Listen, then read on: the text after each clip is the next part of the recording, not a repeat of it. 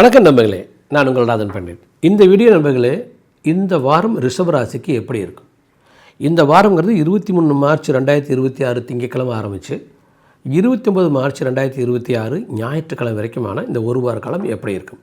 நம்ம இலக்கு நோக்கிய பயணத்தை எப்படி எடுத்துகிட்டு போகிறது? இலக்கு எதற்கு தேவை? இலக்கில்லாத மனிதன் கண் இல்லாத ஒரு மனிதன் மாதிரி. நீங்கள் எங்கே போகிறீங்கன்னு உங்களுக்கு தெரிய வேண்டாமா? நம்முடைய வாழ்க்கை லட்சியம்னு தெரிய வேண்டாமா? மிருகங்கள் மாதிரி நம்ம வாழ்ந்து என்ன போகிறோம்? ஸோ ஒரு இலக்கு வச்சு நம்ம பணக்காரனாகணும், நம்ம ஜெயிக்கணும், நம்மளும் மரியாதையை வாழணும் சொசைட்டியில் அப்படின்னு இலக்கை வைங்க. அந்த இலக்கை எப்படி அடைவது என்று நான் உங்களுக்கு சொல்லித் தருகின்றேன். இதுதான் என்னுடைய டியூட்டி. உங்கள் பார்க்கல இந்த வருடத்தில் 10 மடங்கு ஜெயிக்கிறோம், அடுத்த வருடத்தில் 50 to 100 மடங்கு வாழ்க்கை நம்ம 100 வருட வாழ்க்கை நம்ம அடையிறதுக்கான முயற்சி எடுக்கணும். எப்படி எடுக்க போகிறோம்? தொடர்ந்து என்னோட ட்ராவல் பண்ணுங்கள், உங்களுக்கு தானாக புரியும் ஆக்சுவலி. ஏன்னா ஒன்ஸ் நம்ம ஒரு ஆப்ஜெக்டை க்ரியேட் பண்ணிட்டோம்னா we can reach. கன்சிஸ்டண்ட்டாக அதை நீங்கள் முயற்சி பண்ணிங்கன்னா ஃபைன் டைம் இல்லை. இப்போ நம்ம ப்ரிடிக்ஷன் போகிறோம். ரிஷப ராசிக்கு எப்படி இருக்கும் இந்த வாரம்? ராசியை சுக்கரன் லாபஸ்தானத்தில் உச்சம், அதன் பிறகு 12ஆம் வீட்டில் அனபா யோகம் பியூட்டிஃபுல்லாக இருக்கும். அப்போது உங்கள் உடம்பு மனசு எக்ஸ்ட்ராடினரி. ஃபிசிக்கல் ஃபிட்னஸ் என்னை பொறுத்த வரைக்கும் அரௌண்ட் 100%. மனது நீங்கள் கண்டிப்பாக 2-3 மடங்கு நன்றாக இருக்கிறதுக்கு வாய்ப்பு இருக்குது. என்ன கேட்டால் 2-3 மடங்குலாம் பத்தாது. 100-200 மடங்கு மனத்தெளிவை நீங்கள் கொண்டுட்டு வரணும். மனோதிடத்தை கொண்டுட்டு வந்தால் தான் பெரிய லட்சியங்களை உங்களால் அடைய முடியும். அப்படி முடியலன்னா எப்படின்னு எனக்கு மெயில் பண்ணுங்கள், நான் உங்களுக்கு சொல்லித்தரேன். அடுத்து குடும்பம், செல்வம், செல்வாக்கு, அந்தஸ்து, மரியாதை இதெல்லாம் பியூட்டிஃபுல்லாக இருக்குது. டிஸ்கஷன்ஸ் நன்றாக போகுது. நம்ம யாராச்சும் பேசணும்னா அந்த பேச்சு அழகாக விருத்தி அடையும், மெச்சூர் ஆகும் ஆக்சுவலி. அதே மாதிரி தொழிலில் வர வருமானம் வீட்டுக்கு சேர்ந்துடும். அது ஒரு சைடில். ஏன்னா லாபஸ்தான குரு தானே 2ஆம் வீட்டில் இருக்கா, அதனால். அடுத்து குடும்பத்தில் ஒரு நிம்மதி இருக்கும், பெரியவங்க தயவு நன்றாக இருக்குது. ஸோ ஒரு கம்ப்ளீட்னஸ் உங்கள் ஃபேமிலியில் பார்க்குறக்கு வாய்ப்பு நிறையா இருக்குது. அதே மாதிரி தைரியஸ்தான சந்திரன் உங்கள் ராசியில் திங்கள் செவ்வாய், அதன் பிறகு குருச்சந்திர யோகம் புதன் வியாழன், அப்புறம் வெள்ளி சனி ஞாயிற்றுக்கிழமை மத்தியானம் வரைக்கும் 3ஆம் வீட்டில் சந்திரன் உங்களுக்கு தன் சொந்த வீட்டில் ஆட்சி. அதன் பிறகு ஞாயிற்றுக்கிழமை மத்தியானத்துக்கு பிறகு கொஞ்சம் நல்லா இல்லை, 4ஆம் வீட்டில் சந்திரன் கேது. ஸோ அப்போ இந்த வாரம் முழுவதும் சந்திரனுடைய நிலை நன்றாக இருக்குது. எடுக்கிற முறையில் நீங்கள் ஜெயிக்கிறீங்க, மனசோடமும் நீங்கள் சொன்ன மாதிரி கேட்குது. 4ஆம் வீட்டில் கேது சுக்கரன் சாரம். சுக்கரன் உங்கள் ராசியாதிபதி. அவன் நல்லா இருக்கான். அதுவும் பர்டிகுலராக எப்படி நல்லா இருக்கான்னு கேட்டீங்கன்னாங்க, அவன் லாபஸ்தானத்து உச்சம், அப்புறம் அனபாய் யோகம்.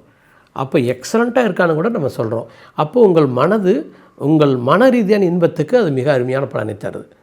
உடல் ரீதியான இன்பத்துக்கு கூட அந்த நாளுக்குரிய சூரியன் உங்களுக்கு லாபஸ்தானத்தில் இருக்கிறனால சாப்பாடு, தூக்கம், திருமணி, வண்டி, வாகனம் நன்றாக இருக்கணும். நன்றாக அப்போ என்ன அர்த்தம்?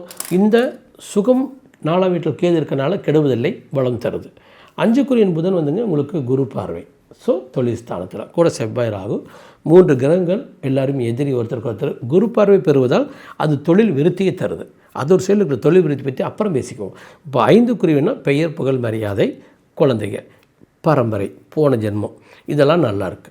அப்போ மரியாதையான ஒரு வாழ்க்கையை இப்போ நீங்கள் பார்க்குறக்கு வாய்ப்பு இருக்குது. உங்கள் குழந்தை குட்டிக்கு நன்றாக இருக்கிறதுக்கு வாய்ப்பு இருக்குது. சுபகாரியங்கள் நடக்கிறதுக்கு வாய்ப்பு இருக்குது. நல்ல நிகழ்ச்சிகள் நடக்கிறதுக்கு வாய்ப்பு இருக்குது. உங்கள் குடும்பத்தில் இருக்கிறவங்க வெற்றி அடையிறதுக்கு வாய்ப்பு இருக்குது.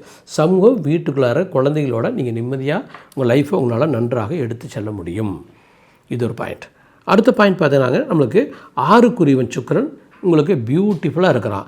அப்போ கடன், கவலை, நோய், எதிரி, பிரச்சனையெல்லாம் ஓடிடும். கடன், கவலை, நோய், எதிரி, பிரச்சனையெல்லாம் ஓடிடும். அப்போது புதுசாக கடன் வாங்கலாம், வாங்கின கடனை கட்டலாம், போட்டியில் ஜெயிக்கலாம். போட்டியில் ஜெயிக்கிறதுலாம் ஈஸி தெரியுங்களா? யாரும் உங்களுக்கு போட்டியால் நீங்கள் நினைக்கிறீங்களோ அவனை மறந்துடுங்க. அவனை ஜெயிச்சிட்டா நினச்சிட்டு மறந்துடுங்க. அவ்வளோதான். அவன் நம்ம கண்டிப்பாக ஜெயிச்சிருவோம். இனிமேல் அவனை பற்றி நினைக்க வேண்டாம் அப்படின்னு உங்கள் வெற்றி நோக்கி இலக்குக்கு மட்டும் போ. என்றைக்குமே நம்மளுக்கு யாருமே போட்டி இல்லை. எதிர்ப்பு, பிரச்சனை, நோய், கவலை இதெல்லாம் மறந்தால் தான் அது நம்ம வாழ்க்கையிருந்து போகும். எதை மறந்தாலும் எதை மன்னித்தாலும் அது வாழ்க்கை விட்டு வெளியே போயிடும். மறந்து விடுங்கள். மன்னிக்காத கஷ்டம் எதிரியை மறந்துட்டால் நம்ம ஜெயிச்சிடலாம். அப்போ கடனை கூட மறந்துடுங்க, நோயை கூட மறந்துடுங்க, அது போயிடும். இதுதான் பியூட்டிஃபுல் சித்தாந்தம். அடுத்த பாயிண்ட்டுக்கு மாறக்கூடாது. எப்பொழுது சொல்கிறதான் அவசியம் என்னோடய யூடியூப் சேனல் சப்ஸ்கிரைப் பண்ணிட்டு பெல் பட்டனை கிளிக் பண்ணிவிட்டு நோட்டிஃபிகேஷன் போய் ஆல் நோட்டிஃபிகேஷன் கொடுத்து எனது அனைத்து வீடியோக்களும் உங்களுக்கு வர மாதிரி பண்ணிக்கங்க. எல்லா வீடியோவும் பாருங்கள். ஜோதிடம் உங்களுக்கு பிடிச்சிருக்குதுன்னா என்னுடைய வீடியோக்கள் உங்களுக்கு ரொம்ப பயன் தரதாக இருக்கும். நம்ம பூம்பா மந்திரவாதி, இந்த கோயிலுக்கு போனால் அது நடக்கும், அந்த கோயிலுக்கு போனால் இந்த நடக்குங்க மாதிரி போகிறதில்ல. அதற்கு பதிலாக இந்த என்டையர் ஒரு முப்பெரும் சக்தினா திருப்பதி பாலாஜியும் மகாலட்சுமி தாயும், அதாவது விஷ்ணுவும் லக்ஷ்மியும் அவங்க ஒரு பார்ட்டு. அவங்க பௌதிக வாழ்க்கை தரக்கூடிய கிரேட் பீப்புள். இந்த பௌதிகத்தை உருவாக்கி தரது சிவபெருமான். நம்மளை படைத்தவன் சிவன், நம்மளை வாழ வைக்கிறவன் விஷ்ணு லக்ஷ்மி. இந்த 3 பேரும் தான் இந்த கிரேட்டஸ்ட் காட். அதன் பிறகு வெவ்வேறு தெய்வ வழிபாட்டு முறை, அதன் மூலமாக நம்ம ஜெயிக்கலாம். இதெல்லாம் எங்கிட்ட வந்து உங்களுக்கு அழகாக கிடைக்கும். ஸோ ஆன்மீகம், வழிகாட்டுதல், சித்தாந்தம்னா நான் உங்களுக்கு பயன்படுவேன். இப்போ அடுத்த பாயிண்ட்டு போகலாம்.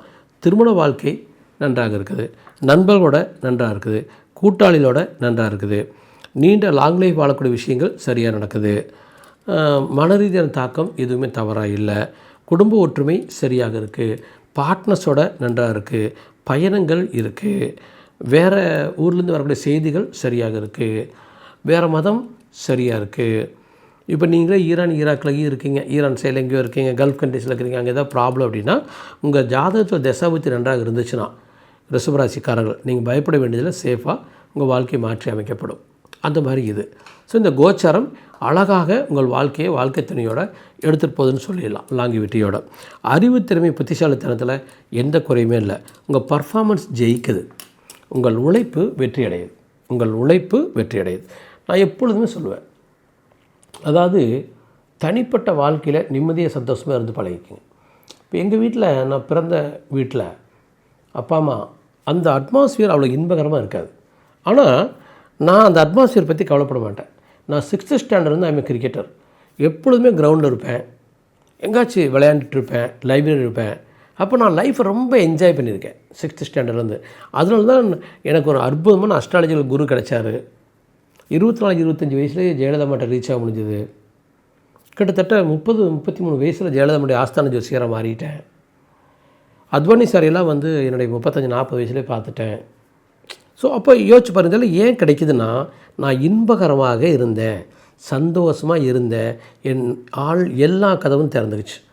அப்போ நம்ம பர்சனல் லைஃப்பில் சந்தோஷமாக இருந்தாலும் எல்லா கதவும் திறந்துடும். ஸோ பர்சனல் லைஃப்பில் சந்தோஷமாக நிம்மதியாக இருங்க. தனி மனிதன் சந்தோஷமாக இருக்குது ஈஸி, ஒரு குடும்பத்தில் சந்தோஷமாக இருக்குது கஷ்டம். கணவன் மனைவி ஒற்றுமை அதுக்கு ரொம்ப முக்கியம். குழந்தைகளுடைய ஒற்றுமை ரொம்ப முக்கியம். ஒரு யூனிட்டாக மாறிக்கிங்க, வெற்றி அடைஞ்சிடலாம்.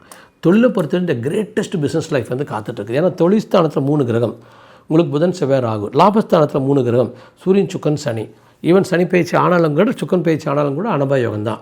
அப்போ 5-6 கிரகங்கள் தொழிலில் லாபத்தை தூக்கி நிறுத்துறதுனால தொழிலை பற்றி, லாபத்தை பற்றி ஒரு முடிவெடுங்க. அந்த லாபத்தை நோக்கிய பயணத்தை ஆரம்பிங்க. ஒவ்வொரு வாரமும் 10% 20% முன்னேற வழி பாருங்கள். 10 மடங்கு வெற்றிகள் சாத்தியம். அப்படி படிப்படியே முன்னேற முடியாதா, அடுத்த 30 நாளில் மைண்டை ரெடி பண்ணிடுங்க. அந்த மைண்டு அதுக்கடுத்து 30 நாளில் ஓட ஆரம்பிச்சிடும். 3வது 30 நாளில் வெற்றி நோக்கி பயணம் கிரேட்டாக இருக்கும். அப்போ இந்த மாதிரி மனதை தயார்படுத்தி வெற்றி அடையுங்கள். தியானம் பண்ணுங்கள், தியானத்தை கற்றுக்குங்க. ஸோ ஒரு கட்ஸோட வாழ்க்கை எடுத்துகிட்டு போகணும். அறிவுங்கிறது ரொம்ப ரொம்ப முக்கியம். அதை நீங்கள் விசாலமாக வச்சுக்கணும். கிட்டத்தட்ட நம்ம வெளி அறிவுங்கிறதுக்கு ஜெயிக்கிற சக்தியும் இல்லை, தோக்கிற சக்தியும் இல்லை. ஆள் அறிவு இருக்கே 70 லட்சம் மடங்கு ஜெயிக்கக்கூடியது, 72 லட்சம் மடங்கு. ஆனால் 1 லட்சம் மடங்கு எளிதாக ஜெயிக்கலாம். அப்போ 1 லட்சம் மடங்கு ஜெயிக்க வேண்டாம், நம்ம ஒரு வருஷத்துக்கு 10 மடங்கு ஜெயிக்க முடியாதா? நம்ம ஆழ்ந்த அறிவு வச்சுட்டு, சப்கான்ஷியஸ் மைண்டை வச்சுட்டு, வலது பக்கத்தை மூளை வச்சுட்டு, அதுக்கு என்னால் உங்களுக்கு கைடு பண்ண முடியும். உங்கள் ஜாதகத்தை பார்த்துட்டு என்னால் உங்களை எடுத்துகிட்டு போக முடியும். ஒரு சின்ன guidance with meditation, great life சாத்தியம். இந்த வருடத்தில் 10 மடங்கு ஜெயிக்கிறோம், அடுத்த வருடத்தில் 50-100 வருடங்களுக்கான வாழ்க்கையை அமைச்சிட்டு உட்காந்துக்கணும். நன்றி மகளே.